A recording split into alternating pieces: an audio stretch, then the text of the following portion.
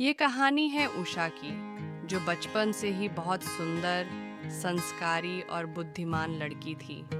उसका बचपन बहुत अच्छा और खुशियों से भरा हुआ था। वह अपने दोस्तों के साथ खेलती थी, पढ़ाई करती थी और अपने परिवार के साथ खूब आनंद उठाती थी। वह प्रकृति के साथ अपने जीवन का आनंद उठाती थी।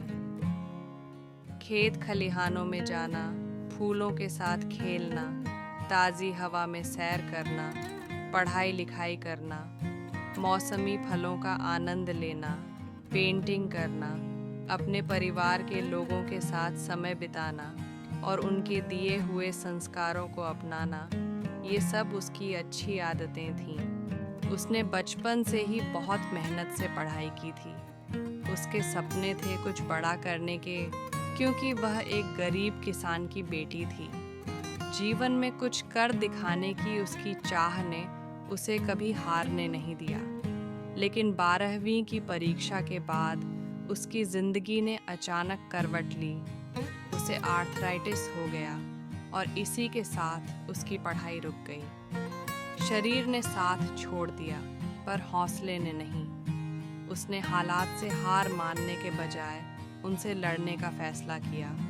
वह दर्द से गुजरी, सर्जरी हुई और आखिरकार हिप रिप्लेसमेंट के बाद उसने दोबारा चलना सीखा। ये सिर्फ उसके पैरों की नहीं, उसके आत्मविश्वास और जज्बे की जीत थी। उषा के दोनों पैरों में तकलीफ थी। एक पैर तो पहले ही ठीक हो गया था और अब धीरे धीरे वह खुद को पहले जैसा महसूस करने लगी थी।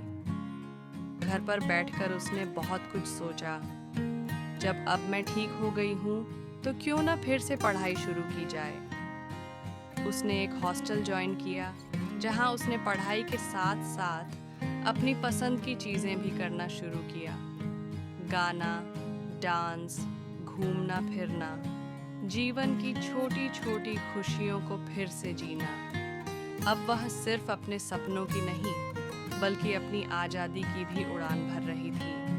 उषा ने मोबाइल और कंप्यूटर की मदद से अपने खाली समय में कुछ नया सीखने की कोशिश की। यह पहली बार था जब वह घर से बाहर पढ़ाई करने गई थी। उठाना जरूरी है। उषा बचपन से ही आध्यात्मिक ज्ञान में रुचि रखने वाली एक विशेष आत्मा थी।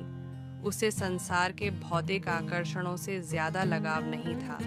वह प्रतिदिन ध्यान, मेडिटेशन करती थी और भगवान के दिए हुए ज्ञान को अपने जीवन में धारण करती थी। योग और आत्मिक शांति उसके जीवन का अहम हिस्सा बन चुके थे। समय के साथ उषा ने अपने जीवन को एक श्रेष्ठ योगी जीवन बनाने का संकल्प लिया। उसने यह ठान लिया कि वह सृष्टि की सभी आत्माओं, प्रकृति के 5 तत्वों, जीव जंतुओं, पशु पक्षियों, सभी के प्रति प्रेम, करुणा और शांति के भाव फैलाएगी।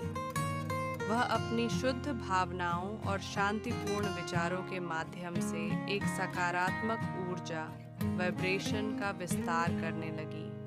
अब उसके जीवन का उद्देश्य था सर्वगुण संपन्न, मर्यादा पुरुषोत्तम, देवी देवताओं के समान एक महान आत्मा बनना, जैसे श्री राधा कृष्ण, श्री राम सीता।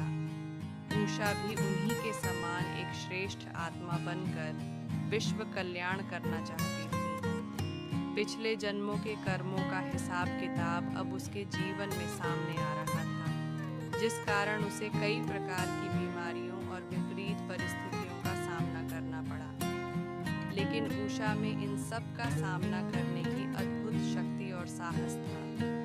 आज वह अपने जीवन से संतुष्ट है, खुश है और अच्छे कर्म करके एक आदर्श नारी बन रही है। एक ऐसी स्त्री